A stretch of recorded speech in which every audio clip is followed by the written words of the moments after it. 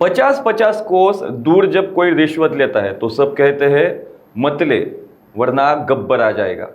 अक्षय कुमारचा 2015 साली आलेला एक चित्रपट गब्बर इज बॅक हा चित्रपट भ्रष्टाचार विरोधात लढणाऱ्या एका व्यक्तीवर आधारित आहे।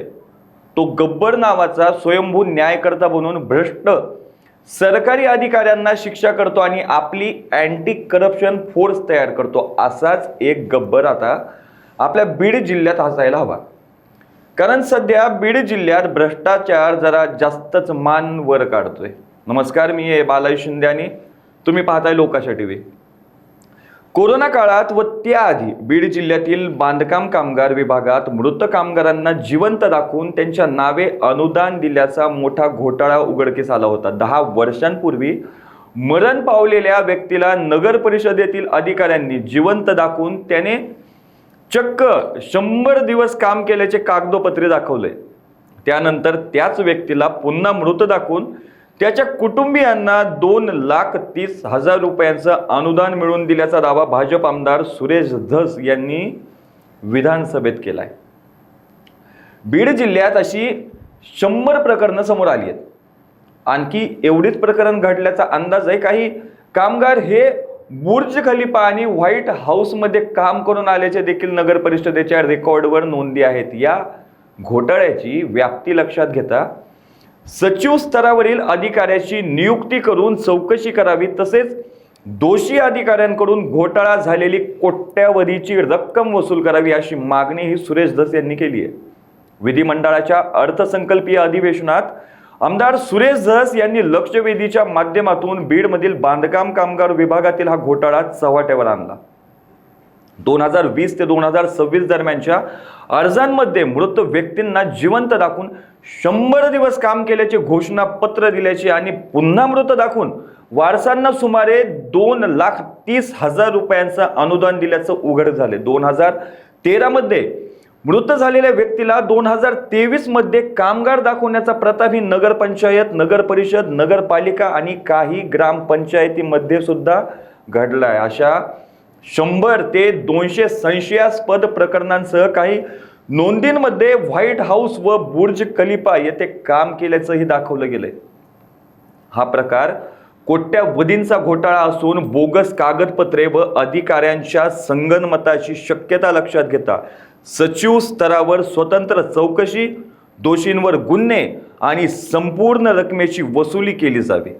बीड जिल्ह्यातील बांधकाम कामगार खात्यात झालेला घोटाळा हा कोरोना काळ आणि त्या अगोदर मृत झालेल्यांच्या बाबतचा आहे।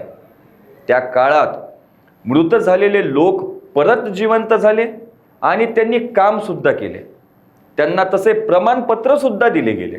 नंतर ते पुन्हा मयत झाले आणि त्यांच्या कुटुंबियांना 2.5 लाखांचं अनुदान सुद्धा देण्यात आलं।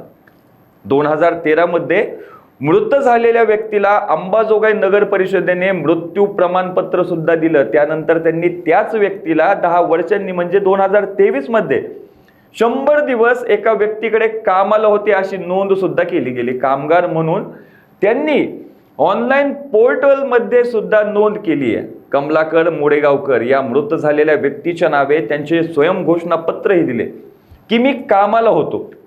10 वर्षांनी ते वरून खाली कसे आले? परत मोडेगावकर यांना एक मृत्यू प्रमाणपत्र अंबाजोगाई नगर परिषदेनेच दिलंय। 2023 मध्ये पुन्हा ते वारले। गजानन मोडेगावकर या त्यांच्या मुलाला स्टेट बँक ऑफ इंडियाच्या खात्यावर 2 लाखाच्या अनुदानाची रक्कम ही पाठवली गेली। नगरपंचायती, नगरपालिका, नगर परिषदांमध्ये असे प्रकार झालेत। काही ग्रामपंचायतीमध्ये असे खोटे प्रमाणपत्र दिले आहेत। माझ्या कानावर आलेल्या प्रकरणात अशी 100 उदाहरणं आहेत। किमान 200 प्रकरणं तर बीड जिल्ह्यात समोर आली आहेत।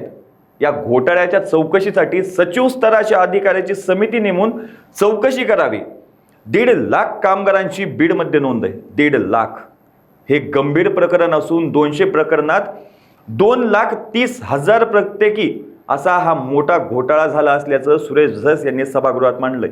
यावर संबंधित खात्याचे मंत्री आकाश फुंडकर यांनी ऑफलाईन कामगारांच्या नोंदणी वेळी असे प्रकार घडल्याचं मान्य सुद्धा केलं। आता ऑनलाईन नोंदी आणि बायोमेट्रिकमुळे याला आळा बसलाय। सुरेश धस यांनी तक्रार केलेल्या प्रकरणांची तपासणी केली, त्यात अपघाती मृत्यू फक्त हा एकच होता, तो खरा होता हे स्पष्ट झाले. इतर प्रकरणांची कागदपत्रे तपासली जात आहेत. 53 प्रकरणात अनियमितता आढळून आली नाही. अपघातातील मृत्यू झाल्यास 5 लाख, नैसर्गिक मृत्यूसाठी आपण कामगारांना 2 लाख रुपये अनुदान देतो. सुरेश धस यांनी त्यांच्याकडे असलेले पुरावे द्यावेत, एक स्वतंत्र अधिकारी नेमून या प्रकरणाची चौकशी करू, असं उत्तर कुंडकर यांनी सभागृहात दिलंय. खरं सांगायचं झालं तर भ्रष्टाचार करण्याची ताकद या बीडच्या अधिकाऱ्यांना येते तरी कुठून, हाच सगळ्यात मोठा प्रश्न उपस्थित होतोय. अशाच ताज्या अपडेटसाठी लोकांच्या टीव्हीला सबस्क्राईब करा आणि लाईक करायला विसरू नका.